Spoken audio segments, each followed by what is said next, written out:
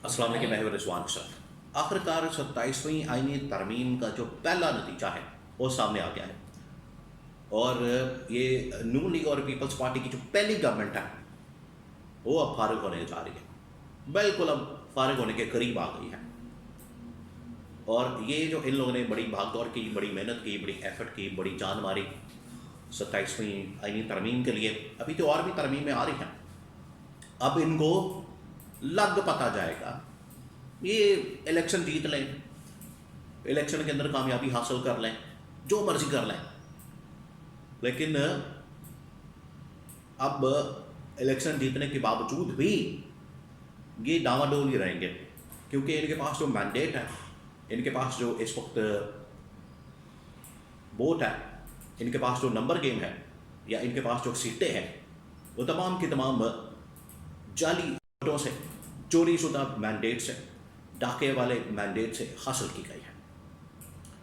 अब इनकी जो पहली गवर्नमेंट है वो बिल्कुल डामाडोल है। वो कौन सी गवर्नमेंट है, हालात क्या है वहाँ पर, सिचुएशन क्या है, उसके बारे में बड़ी अहम तरीन मालूमात मेरे पास मौजूद है, वो आपके साथ में शेयर करता हूँ।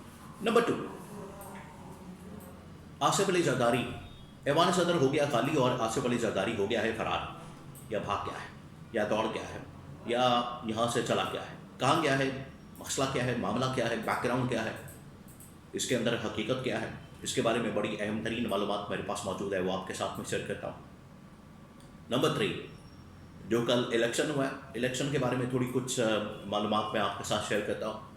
और नेक्स्ट व्लॉग के अंदर, अगले व्लॉग के अंदर मैं डिटेल के साथ आपको बताऊँगा कि ये जो एक खेल खेला गया पूरे पाकिस्तान के अंदर, एक ड्रामा किया गया है, उधर हरिपुर के अंदर या पंजाब के इलेक्शंस के अंदर, ज़िमनी इलेक्शन के अंदर, लाहौर में भी, फैसलाबाद में भी, और इधर उधर जो कौमी असम्बली के 6 इलेक्शन और 7 इलेक्शन हुए हैं सूबाई असम्बली के, इन लोगों ने इसमें किया क्या, ये पूरी वारदात मैं आपको बताऊंगा, लेकिन नेक्स्ट व्लॉग के अंदर। लेकिन अभी मैं थोड़ा बहुत आपको ज़रूर बता दूंगा। लेकिन इससे ज़्यादा जो अहम तरीन इंफॉर्मेशन है, ये इलेक्शन निकाल लें, इलेक्शन जीत जाएँ, इससे कोई फ़र्क नहीं पड़ता आप, क्योंकि ऑलरेडी इनके पास जो 2/3 मेजॉरिटी है वो जाली वोटों के साथ है, जाली मैंडेट है, उनके पास चोरी शुदा मैंडेट है, डाके वाला मैंडेट है। अब हुआ क्या, पहली जो हुकूमत को झटका लगा है, पहला जो झटका लगा है इनकी गवर्नमेंट को, वो लगा है बलूचिस्तान के अंदर। बलूचिस्तान के अंदर जो इनकी नून लीग और पीपल्स पार्टी की एक मुश्तरका गवर्नमेंट है, कोलिशन गवर्नमेंट है, एक इत्तेहादी हुकूमत है, बिल्कुल उसी तरीके से जिस तरीके से वफाक के अंदर इनकी इत्तेहादी गवर्नमेंट है नून लीग पीपल्स पार्टी, बल्कि इत्तेहादी गवर्नमेंट वफाक के अंदर जो बनी है उसके अंदर तो बहुत सारी बेतहाशा जमातें हैं। MKM उसके अंदर शामिल है, काफ लीग है, IPP है, और इसके अलावा इस्टेब्लिशमेंट के कुछ लोग हैं, ज़्यादातर तो खैर इस्टेब्लिशमेंट के लोग हैं। फिर उसमें आपको पता है कि ये जाली मैंडेट के साथ आए हैं। तो जिस तरह से वफाक के अंदर एक कोलिशन गवर्नमेंट है, बिल्कुल इसी तर्ज पर, बल्कि इससे थोड़ी सी मुख्तलिफ बलूचिस्तान के अंदर गवर्नमेंट मौजूद है। और बलूचिस्तान के अंदर नून लीग पीपल्स पार्टी की प्योर 2 ही जमातों की गवर्नमेंट है। तीसरा जो बड़ा शेयर है वहाँ पर सीटों का, वो जमीयत उलमा इस्लाम मौलाना फजलुर रहमान के पास मौजूद है। वहाँ पर अब CM जो बलूचिस्तान है, सरफराज बुख्ती, उसकी तब्दीली का आगाज़ हो गया है और उसकी तब्दीली की शुरुआत हो गई है।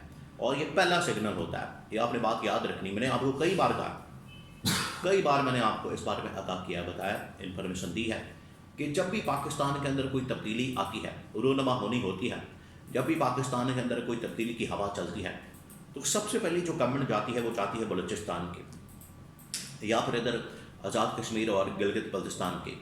ये 3 ऐसे स्पॉट हैं, 3 ऐसी जगह हैं, ये 3 ऐसे मकाम हैं, 3 ऐसी, ये आप कह लें कि असम्बलियाँ हैं जहाँ पर तब्दीली का आगाज़ होता है, तब्दीली की शुरुआत होती है। अब बलूचिस्तान के अंदर ये तब्दीली की शुरुआत होने जा रही है और सरफराज बुख्ती बड़ी कोशिश कर रहा है, आजकल हाथ पाँव मार रहा है, उसकी जानिब से बड़े हाथ पाँव मारे जा रहे हैं कि किसी तरह से मैं बच जाऊँ, किसी तरह से मैं बचा दूँ। और अब वहाँ पर प्योरली, हालांकि ये सरफराज बुख्ती के बारे में कहा जाता है कि ये भी इस्टेब्लिशमेंट की जानिब से लाए गए, इस्टेब्लिशमेंट इनको लेकर आई और इन्हें कोई फ़िक्र नहीं है, इन्हें कोई मसला नहीं है, लेकिन फिर भी इनका जो टिल्ट है थोड़ा बहुत पीपल्स पार्टी की तरफ है, क्योंकि पीपल्स पार्टी के प्लेटफॉर्म से ये जीते। बहरहाल कोई ना कोई तो उन्होंने फोरम इस्तेमाल करना, तो इस्टेब्लिशमेंट का भी आदमी हो तो आखिरकार उन्होंने कोई ना कोई कोई ना कोई तो फोरम इस्तेमाल करना है। जिस तरह से फैसल वाडा या उसके बाद ये मोहम्मद औरंगज़ेब वज़ीर ख़जाना या मोहसिन नकवी, आखिरकार वो आए तो इन्हीं प्लेटफॉर्म से हैं, फोरम से हैं, सपोर्ट तो इन्हीं की है, नून लीग पीपल्स पार्टी की। वो एक अलग बात है कि ये इनके साथ इनका ताल्लुक़ नहीं है, तो बिल्कुल उसी तरीके से ये सरफराज भुगती। लेकिन अब वहाँ पर प्योर एक नए सेटअप की बात हो रही है जिसमें शायद मौलाना को भी एडजस्ट कर दिया जाए, मौलाना को भी वहाँ पर थोड़ा बहुत शेयर दे दिया जाए, मौलाना को भी थोड़ा बहुत हिस्सा दे दिया जाए और वहाँ पर तब्दीली लाई जाए। ये पहली शुरुआत है, पहला आगाज़ है जो बलूचिस्तान से होने जा रहा है। नंबर 2, अब आ जाए आसिफ अली जरदारी के ऊपर। आसिफ अली जरदारी जो कि इस वक्त पाकिस्तान में नहीं है, ऐवान सदर खाली हो गया है और वो चले गए हैं दुबई अचानक से। पिछले तकरीबन कोई हफ्ते 10 दिन से ये जो डेवलपमेंट्स हो रही हैं, आपने इसके ऊपर गौर करना है, तो बहुत अहम तरीन है। उसकी वजह क्या? उसकी वजह यह है कि अब इन्होंने नोटिफिकेशन निकालना है। देखिए ये हफ्ता बड़ा क्रिटिकल हफ्ता है। ये जो हफ्ता इस वक्त बिल्कुल लास्ट आप कह लें कि दिन है नवंबर के, ये बड़ा क्रिटिकल है क्योंकि 27, 28, 29 या 3 दिन ऐसे हैं। 29 नवंबर ख़ास तौर पर जिस दिन जनरल आसिम की रिटायरमेंट होनी है और ये इसी हफ्ते में आ रहा है दिन। तो अगर नोटिफिकेशन नहीं निकलता नई तैनाती का चीफ ऑफ डिफेंस फोर्सेस का, तो मामला बिगड़ जाना है और हालात बड़े ख़राब हो जाने हैं। इस वजह से इस हफ्ते ना सिर्फ नोटिफिकेशन निकलेगा और नोटिफिकेशन के लिए इनके ऊपर प्रेशर मौजूद है। अब ये भाग दौड़ कर रहे हैं, कोई इधर निकल जाता है, कोई उधर निकल जाता है, कोई बहाने मारता है, कोई कुछ करता है, कोई कुछ करता है। अब ये आसिफ अली जरदारी बीमारी के बहाने, इलाज के बहाने, चेकअप के बहाने और छुट्टियाँ गुजारने के बहाने, क्योंकि इन्होंने बहुत बड़ा काम कर लिया, बड़े थक गए हैं, तो दुबई चले गए हैं।